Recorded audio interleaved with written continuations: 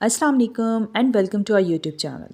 So in today's video, we will be talking about ABG interpretation. So you might be thinking that can you mobilize a patient who have abnormal arterial blood gases?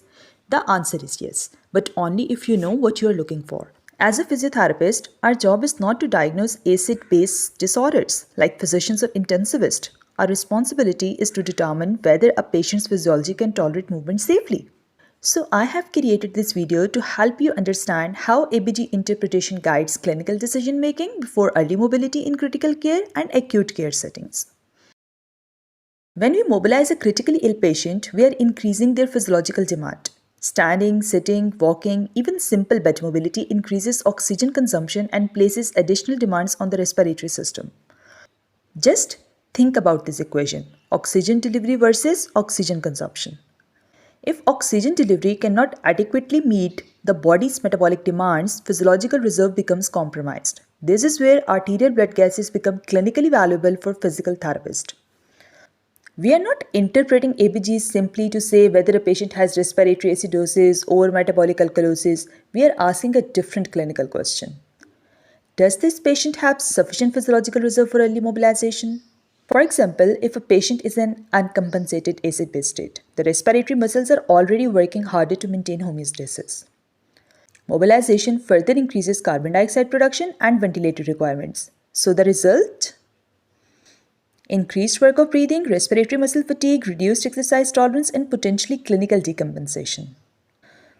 Therefore, ABGs provide valuable information regarding a patient's ability to tolerate therapeutic intervention safely. Before mobilizing any patient, ask yourself 3 questions. Is the patient adequately ventilating? Is the patient adequately compensating?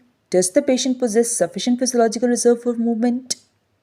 Before going to the advanced discussion, first let's discuss the fundamental parameters, the core parameters.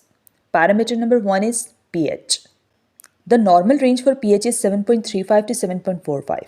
You know what pH represents? It represents the overall systemic metabolic environment of the body. Even slight deviations influence enzyme function, cellular metabolism, myocardial performance, and oxygen delivery. For physiotherapists, pH provides our standing point. Below 7.35 indicates acidemia and above 7.45 indicates alkalemia. Always begin your interpretation with pH because it tells you whether homeostasis has been maintained. The next parameter is partial pressure of carbon dioxide. So the normal range is 35 to 45 mm of mercury. Partial pressure of carbon dioxide is primarily the respiratory parameter. It reflects the adequacy of alveolar ventilation. So an elevated partial pressure of carbon dioxide suggests hypoventilation and reduced partial pressure of carbon dioxide excess hyperventilation. You should remember that carbon dioxide behaves as an acid. Therefore, increased carbon dioxide drives the pH downward and decreased carbon dioxide drives the pH upward. For physiotherapists, partial pressure of carbon dioxide also provides important information regarding respiratory workload. An acute rise in partial pressure of carbon dioxide may indicate that the patient is struggling to meet ventilatory demands. Mobilization should never be viewed independently of respiratory physiology. So the next parameter is HCO3, bicarbs. The normal range is 22 to 26. Bicarbonate represents the metabolic component of acid-base balance. Unlike the respiratory system, which responds within minutes, renal compensation is considerably slower. If bicarbonate levels increase or decrease, they often reflect either a primary metabolic disturbance or compensation for an existing respiratory disorder. Understanding compensation becomes extremely important when making mobility decisions. What about partial pressure of oxygen? Many clinicians incorrectly combine oxygenation and acid-base balance. Remember, partial pressure of oxygen is not a part of acid-base diagnosis. Instead, partial pressure of oxygen helps us elevate oxygenation status. It answers questions such as, is positional change appropriate? Is early mobilization safe? Will oxygen delivery remain adequate during the activity? Therefore, pH, partial pressure of carbon dioxide, and bicarbonate help us understand acid-base physiology. Whereas partial pressure of oxygen tells us about oxygenation and hypoxemia, both are important but they answer different clinical questions. Now let's use a simple 3-step approach. Step 1 is to assess the pH. Always begin here.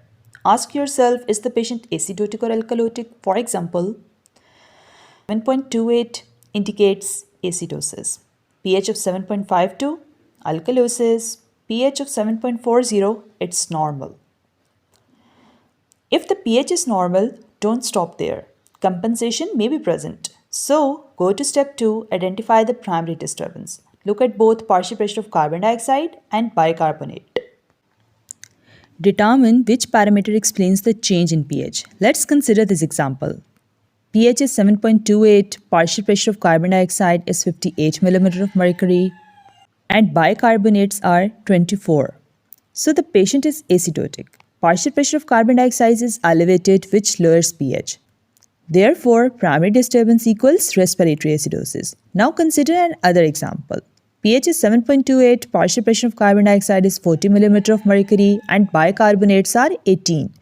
Again, the patient is acidotic as the pH is below 7.35. So this time, the bicarbonate is reduced. Partial pressure of carbon dioxide is also within the normal limits. So therefore, primary disturbance equals metabolic acidosis. The next step is to assess the compensation. Ask yourself, is the body attempting to restore the homeostasis? Compensation may be uncompensated, partially compensated, or fully compensated. Compensation represents physiology attempting to protect itself. This distinction has important implications for rehabilitation. I have used here a case of a COPD patient and the related early mobility decision. Let's apply the principles of ABG interpretation clinically. Imagine your patient has severe COPD. Their ABG demonstrates pH is 7.38, partial pressure of carbon dioxide is 56, and bicarbs are 32. So at first instant, the elevated carbon dioxide level may seem alarming. However, notice something more important. The pH remains within the normal range because bicarbonate has increased appropriately over time. This represents chronic compensated respiratory acidosis. What's going at the physiological level? The patient's physiology has adapted. Although they still require appropriate monitoring, compensated patients generally tolerate mobilization substantially better than those experiencing acute uncompensated disturbances. Now compare that with this patient, pH 7.24, partial pressure of carbon dioxide 60, and bicarbs are 25. This patient demonstrates acute uncompensated respiratory acidosis. The respiratory system is failing to maintain the homeostasis. Mobilization increases the metabolic demand, increases carbon dioxide production, and may further compromise the respiratory function. In such situations, clinicians should carefully reassess work of breathing, respiratory rate, hemodynamic stability, oxygen requirements, and overall physiological reserve. So remember, ABGs never make mobility decisions independently. They complement your comprehensive clinical assessment. Summarizing the today's key points, physiotherapists interpret ABGs to determine physiological readiness for mobilization. Always begin with the pH, use partial pressure of carbon dioxide to evaluate ventilation, use bicarbonate to understand metabolic involvement in compensation, separate acid-base interpretation from oxygenation assessment. Compensation matters because compensated patients often tolerate activity differently from uncompensated patients, and never mobilize numbers, mobilize the patients. ABGs should always be interpreted alongside respiratory mechanics, hemodynamic stability, neurological status, and functional presentation. ABGs should always be interpreted alongside respiratory mechanics, hemodynamic stability, neurological status, and functional representation. Understanding physiology allows us to make safer and more informed rehabilitation decisions. If you found this video helpful, don't forget to like, subscribe, and share it with your colleagues in critical care and cardiopulmonary physical therapy.